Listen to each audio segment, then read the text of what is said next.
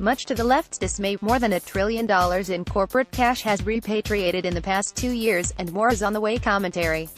For the gaggle of Democratic challengers in the upcoming presidential election, nothing is more inconvenient than President Donald Trump's tax policies delivering on their promise. That's certainly the case with the president's corporate tax cuts. Dropping corporate tax rates from 35% on profits earned offshore to a one-time rate of 15.5% on cash and 8% on additional assets, has led to a windfall of money entering the U.S.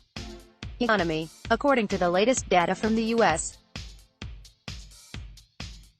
Department of Commerce. Over $1 trillion in corporate cash held abroad has returned to the United States. That's just since late 2017 until now. Going forward, more money will most likely be coming back to the United States. That's great news for the economy, of course, and in more ways than one. Trump's permanent corporate tax cuts encourage corporations to bring their money back to the United States, which is a very big deal. That money is taxed by both federal and state governments where applicable. Everybody wins.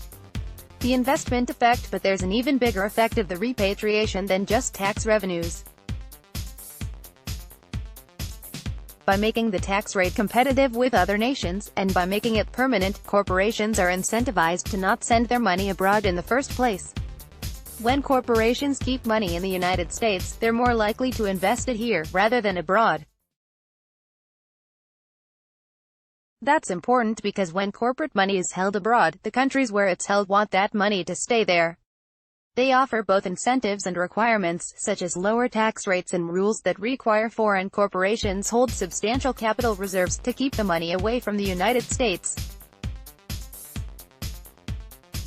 On the flip side, the $1 trillion in repatriated money is actually lower than the $4 trillion that Donald Trump promised. Of course, more repatriated money is expected. Flow back to the United States is somewhat less and slower for some very good reasons. For example, U.S. corporations are keeping some of their cash abroad longer due to local regulations requiring foreign companies to hold a specific level of capital reserves. Also, U.S. companies that operate in foreign markets will need cash on hand for investments, operating costs, and other financial commitments. In other words, not all of the money will be rushing back to the United States anytime soon. Some of it is committed to those foreign markets. That's one of the effects that high corporate tax rates, such as those imposed by the previous administration, have had on U.S. companies. Obama's ridiculous tax policies and over-regulation forced them to move more money offshore in the first place. As a result, over the past several years, U.S. companies have made more capital investment in foreign markets, foreign production, and distribution, and less in the United States, than they otherwise would have. Making America business-friendly again, but all that's changing. Money and companies are returning to the United States. It's important to understand why. It's not just Trump's very competitive and permanent corporate tax rate cuts. Tax rates are just one side of the business-friendly coin. The other side is regulation. In fact, regulation levels are as big of a factor as our tax rates. Since taking office, Trump has cut one-third of costly business regulations put in place during the horrendous, business-hating, "you didn't build that" Obama administration.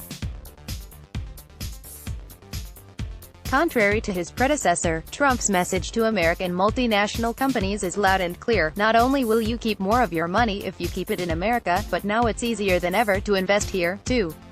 Of course, Trump's business-friendly regulatory environment has resulted in a rapid expansion of business and manufacturing activity. That has driven the unemployment levels to 50-year lows, and contributed to rising incomes and greater consumer demand. Absurdities on the left. None of this is good news for the leftists running against President Trump. In fact, it puts them in a very compromised position. That's because corporations remain the favorite bête noire of most of the Democratic presidential candidates. railing against corporate misbehavior, whether it's pollution, the mistreatment of workers, customer abuse, price gouging, or other real and imagined offenses, has gotten Democratic politicians elected to office for generations. The party narrative is almost always some version of corporations are greedy, inhuman organizations that only care about profits, don't ya know? And to be sure, sometimes corporations do misbehave, they pollute, try to save on labor costs, and yes, avoid taxes when and where they can. And, yes, corporations are profit-driven. All businesses are. But without profits, small, medium, and large companies, both domestic and global, would all cease to exist. They would also cease to hire people. The economy would stagnate or revert to recession. That, in a nutshell, tells the story of the entire 8 years of the Obama administration. That's why Democratic presidential candidates beating up Trump's corporate tax rate cuts will be a hard sell to most of the working electorate. The American people know what they're earning now compared to the Obama years. But even so, the left's message is always more or less the same: corporations are evil and only Democrats can save you from them. It's a simplistic ploy that, sadly, works for some of the electorate all of the time. The problem is, class warfare and identity politics don't expand the economy, only business-friendly policies do that. In fact, the anti-corporate, anti-profit stance of all of the candidates, from Sen. Bernie Sanders to Tom Steyer and Michael Bloomberg, and even Sen. Elizabeth Warren and entrepreneur Andrew Yang, is a big problem, since they're all millionaires and billionaires. Pete Buttigieg is not a millionaire, but most certainly wants to be. That's what makes their criticism of the most successful U.S. economy since the Nixon administration so absurd and downright hypocritical. Big profits and corporate wealth are returning to the country by the trillions of dollars. Because of these and other Trump policies, more Americans are working and earning more than they have in generations. That in itself is so very inconvenient for the Democratic candidates. How to convince more Americans working and earning more that things are horrible in America? One would think that it would be difficult for every leftist running for office in 2020 to keep a straight face as they advocate for hiking both corporate and individual tax rates and expanding business-killing regulations. But they'll manage somehow. James Gorey is a writer and speaker based in Southern California.